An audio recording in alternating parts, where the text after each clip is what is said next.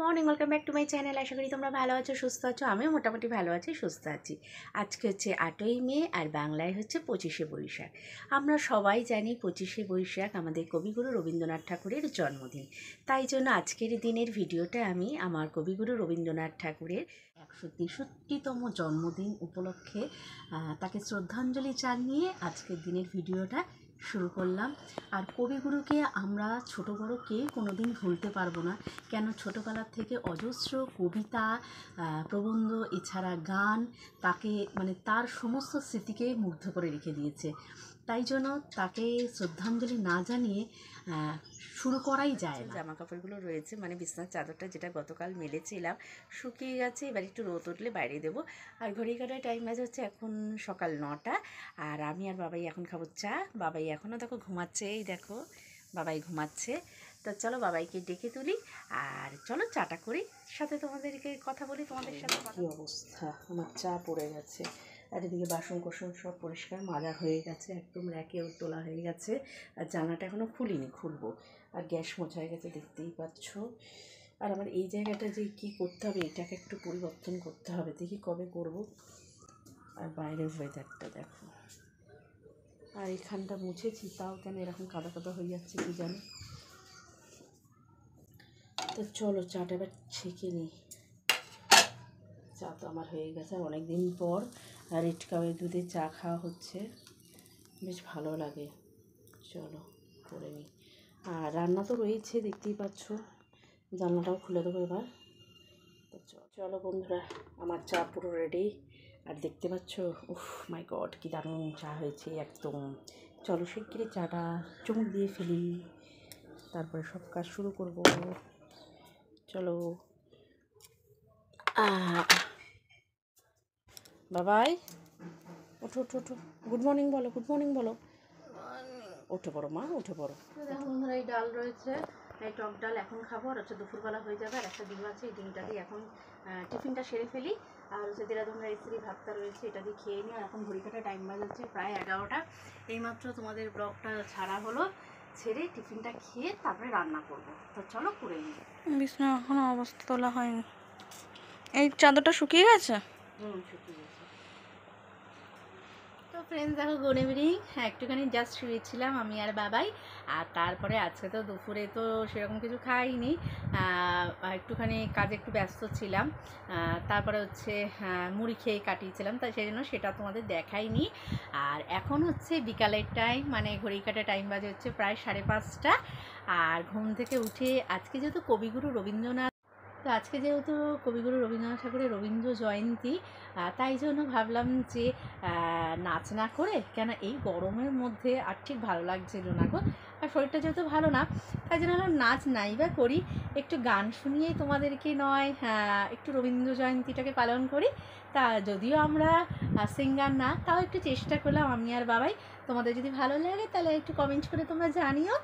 আর হ্যাঁ, আমরা কিন্তু শিখিনি, গান নাচ কিছুই শিখিনি, সবই চেষ্টাই করি। তা চলো গানটা গাওয়া যাক। হ্যাঁ, তা চলো বন্ধুরা, কিরকম হলো দেখি। প্রেমের জোয়ারে ভাসাবো দোহারে, বাঁধন খুলে দাও দাও দাও দাও, ভুলিব ভাবনা, পিছনে যাব না, পা তুলে দাও দাও দাও দাও।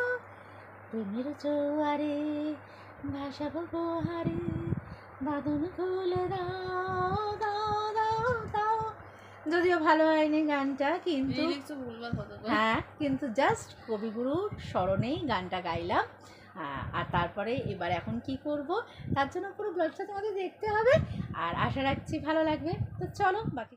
তো গাইস দেখো, আমাদের এখন কোনো কাজ বাজ নেই, আমরা এখন ফ্রি টাইমে আছি, শুয়ে শুয়ে। বলো কিছু। না, কি বলবো, কিছু তো বলো। সাথে দিচ্ছে না, কি বলবো। শরীরে কী হয়েছে কি জানে, কাজই করতে ইচ্ছা করছে না, মনে হচ্ছে চুপ করে শুয়ে থাকি। শুয়ে দেখো, শুয়ে যাচ্ছি, শুয়ে সেই দিন কাটাচ্ছি। কাজ বাজ আর করতে হবে না। দিন গেল রাতে গেল, ওই গানটার কথা মনে পড়ছে। তাই হয়েছে অবস্থা আমাদের। বছরও চলে গেছে, দিন চলে যাচ্ছে, রাত চলে যাচ্ছে, তোমাদের জন্য শর্ট করতে পারছি না, কাজ করতে পারছি না, কাজ বন্ধ। আমার রান্নাও হয়নি জানো, রান্না মাথা ব্যথা করছে। শুধু ডাল আছে, শুধু ডাল আছে, টক ডাল আছে, আর একটু দেরাদুন রাইসেরই ভাত করবো, আর হচ্ছে তার ভেতরে ডিম আলু সিদ্ধ দিয়ে দেবো ভাবছি। আর কিছু করবেন না। না, একটা চোখ ছোট। হ্যাঁ, এই চোখটা ছোট। একটা চোখ ছোট, আবার ফটো তোলার সময় ক্যামেরাম্যান বলছে কি তোমার চোখ দুটোকে ঠিক করো, একটু বড় করো, বড় করো। যার চোখ ছোট সে চোখটা না, বড়। এখন যদি আমি কাকুটাকে বলতাম কাকু আপনার চুলটা আনুন, কারণ কাকুটা টাক চুল, যদি বলতাম কাকু আপনার চুলে টাকের মধ্যে যার চুল চোখ আনুন, ছোট সে চোখটা বড় করে কি করে? ওর তো একটা চোখ ছোট। তো কেউ বোঝে না আমার কষ্ট। তোর চোখটা তো কষ্ট ছোট, কে এরকম ভাবে বড় করে কি আমি রাখবো হ্যাঁ। কাটে গুজে?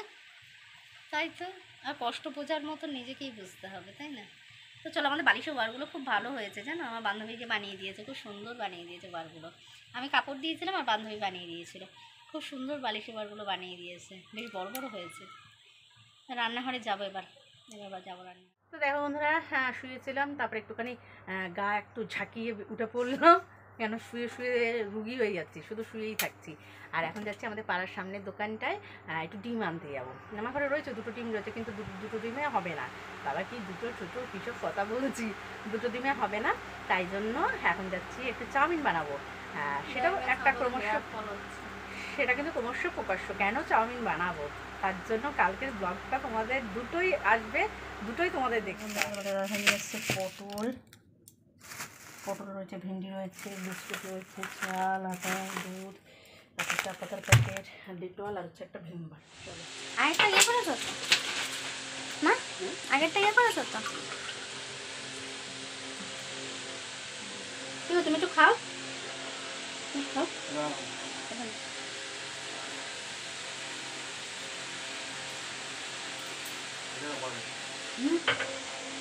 পরে খাবে আপনি। চা হচ্ছে, আমার ভাত হয়ে গেছে, ভাতের মধ্যে দিয়েছি হচ্ছে পটল ভাতের, আলু ভাতে, আর এই দুটো ফুটি খাচ্ছি। তোমাদের দাদাভাই নিয়ে আসছে মেয়ের জন্য একটা লিচের ডিম, সেটা খাওয়া হয়ে গেছে আমার আর বাবাই। আর এখন হচ্ছে এই ডিমটা না ফেটে গেছে, তাই এটাকে ভাবছি একটা ডিম মামলেট করে নিই, তাহলে হয়ে যাবে, মামলেট করে ঝোলে দিয়ে দেবো। আর এই যে কালকের মতন 5টা ডিম কষা করবো। আর টক ডাল রয়েছে গতকালের, এই যে দাঁড়াও।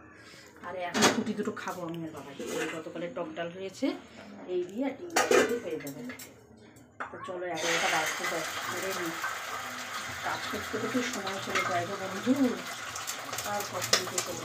তাও তো এখনো মানে স্কুল চালু হয়নি, স্কুল চালু হলে মানে আরও চাপ পড়বে। হ্যাঁ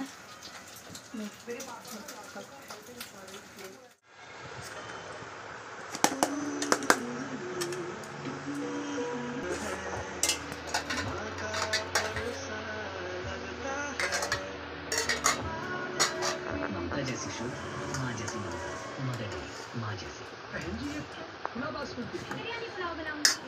তো দেখো বন্ধুরা, এই জাস্ট খেয়ে উঠলাম, আর ঘড়িটারে টাইম বাজে হচ্ছে 12টা 10, আর বাবাই খাচ্ছে জল, তোমাদের দাদাভাই হচ্ছে ফোন দেখছে।